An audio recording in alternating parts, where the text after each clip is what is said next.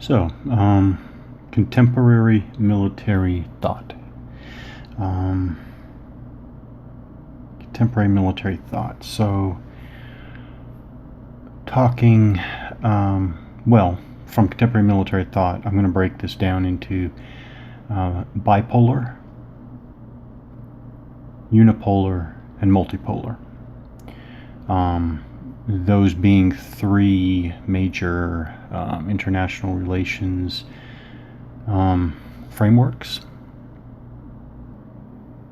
So polarity, international relations frameworks for how power is distributed in the international system, especially between states.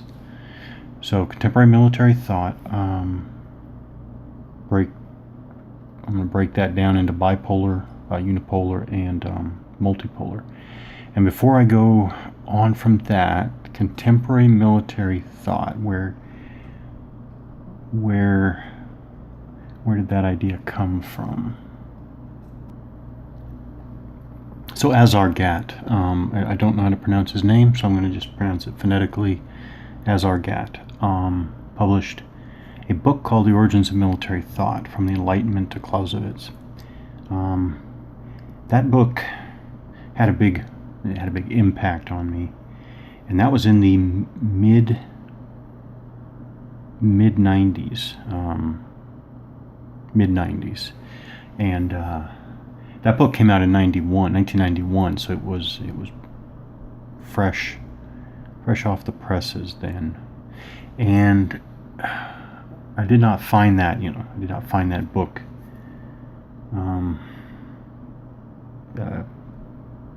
lying around. I'm pretty sure, although I can't remember which writer it was, but one of the writers who I was reading a lot of at the time, I don't know if it was Peter Perret, again I don't know if I'm pronouncing his name right, Martin Van Creveld, or Archer Jones. I'm just thinking of three definite names of authors I was reading at around that time. And from that reading, I saw Azargat's name referenced. So then I tracked down The Origins of Military Thought, and that had a big impact on me. So when I'm thinking of contemporary military thought, and this is in no way a direct link or anything, but it's just I think back to the impact of not just Azargat's the origins of military thought, but also all of that reading at that time period. And so it's kind of like now I think, how would it look if one were to do the same type of thing that Gat did for the Enlightenment to Clausewitz for the contemporary world, and that would be post-World War II. So, contemporary military thought, again, bipolar, unipolar, and multipolar. So bipolar, of course, not of course, but I am referring to the Cold War, but not just the Cold War. Of course, I'm referring to American national security thinking, American military thought, as it grew out of, and obviously was deeply influenced by the realities of what was perceived as a bipolar international system. So we're talking about war and conflict from and out of and in this bipolar world. And then unipolar, roughly 1991 to 2001. The 9/11 attacks on the United States. I'm thinking that this was the birth of the birth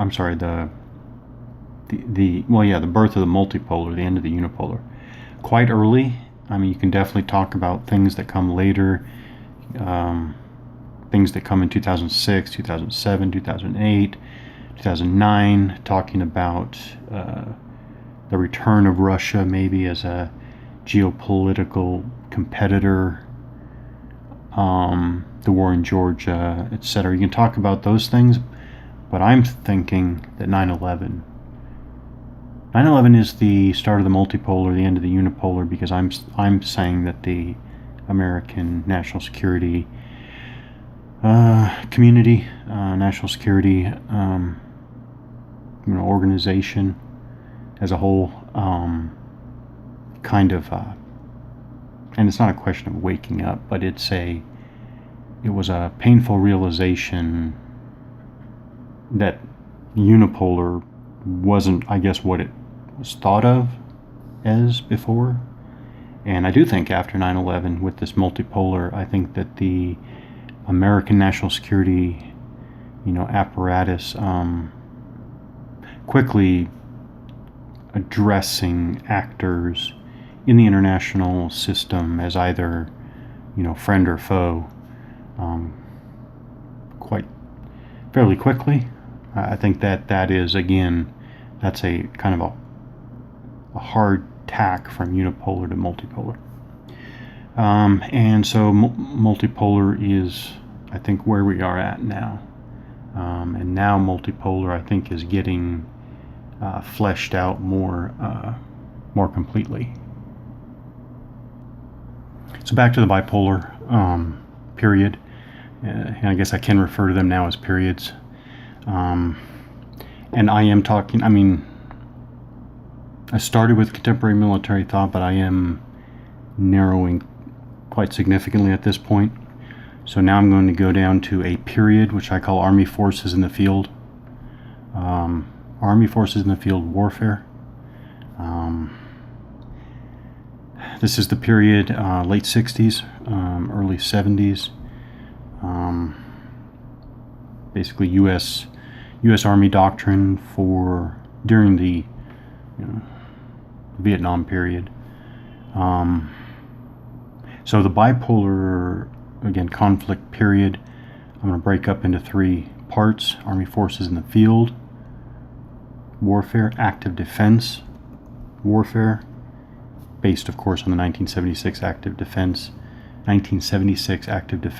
doctrine, operational concept, doctrine, and then, of course, airland battle warfare. So I am putting together Army Forces in the Field, active defense, and airland battle, and I'm specific now. I'll tell you why I'm linking airland battle and active defense, because airland battle as some kind of idea is already present in active defense, even though it's not the same as what came out later in 1982, revised in 1986. Why Army Forces in the Field? Because Army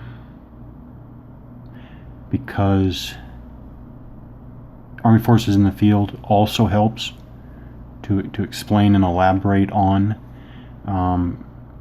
the bipolar period. So we're kind of going, I say, from Army Forces in the Field to active defense, we're going up to the peak of the Cold War with respect to, I guess, U.S. military and Army in particular attempt to understand its role in the bipolar conflict period. So yeah, I didn't like the idea of starting with active defense, because active defense is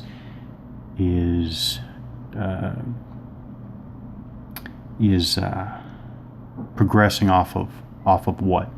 Yes, it is the 1973 war, but it's not just that, and that's not even necessarily the major input there. Continuing on, I'll take the unipolar period and break that down into full dimensional operations. And by the way, I'll say right now, there are two of these phases. I guess I'll say three periods: bipolar, unipolar, multipolar, and then within those, each has three major phases. I'll probably say our Army forces in the field, which was late 60s, and full dimensional operations are probably the least known today. So we have full dimensional operations is kind of where the unipolar period begins. Full dimensional operations, morph isn't the right word, but it is in important ways it's revised into full spectrum operations, and then full spectrum operations to unified land operations. Now, of course, I have an overlap here. I have a significant overlap because I said that the unipolar transitions to the multipolar on 9/11, but of course, unified land operations goes up to today. So I am saying that there is that kind of overlap. It's not a nice divide. I think that full spectrum operations was still trying to realize a bunch of the, again, conceptual and even before conceptual ideational goals set in the 90s and that defined the 90s. So yeah, there is an overlap there. Unified land operations is a little different. It is, I should say it might be a more transitional effort than anything, but of course time will tell, since we're still in unified land operations. And then in the multipolar, which by the way I think the multipolar is, again, with respect to concepts and doctrine, I mean it's really being worked out now. It's only now being seriously worked through. We're transitioning into, it's below doctrine, because the last published doctrines, unified land operations, the last of the unipolar phases. So now the multipolar period's broken up. I'm going to break it up into globally integrated operations. So there's globally integrated operations, then there's joint operational access, and then there's multi-domain battle. So these are, for right now anyways, these are a fairly tightly linked pieces of a development, or they are actors in an unfolding drama right now. What do I mean by that? I mean globally integrated operations. I still think globally integrated operations comes out formally with the CCJO, capstone concept for joint operations. I still think it sets a lot of balls in motion. It sets a lot of balls in motion that are distinctly post 9/11. I'll leave it at that for now. There's more work to be done there. There's more study to be done there, more research to be done there. Global integrated operations is followed quite closely in time by joint operational access, which do I talk about it? I must have. How did I? Ooh. Yeah, that's not good. No. Joint operational access as a kind of warfare. What's key in there is cross-domain synergy.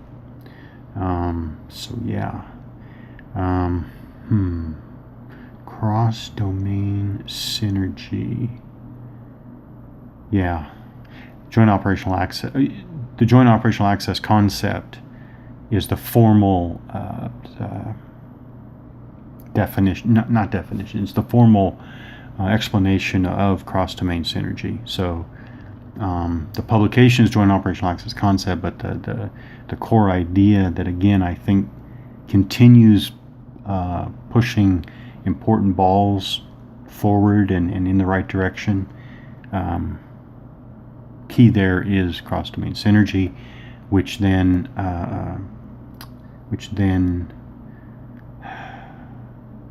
feeds into multi-domain battle. So there is a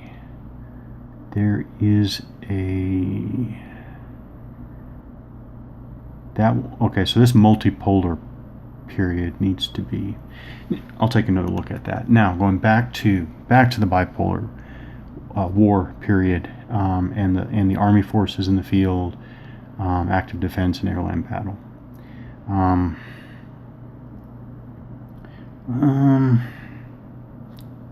What is, well, I guess I'm still looking. Yeah, I'm not going to jump ahead. Leave it there for now.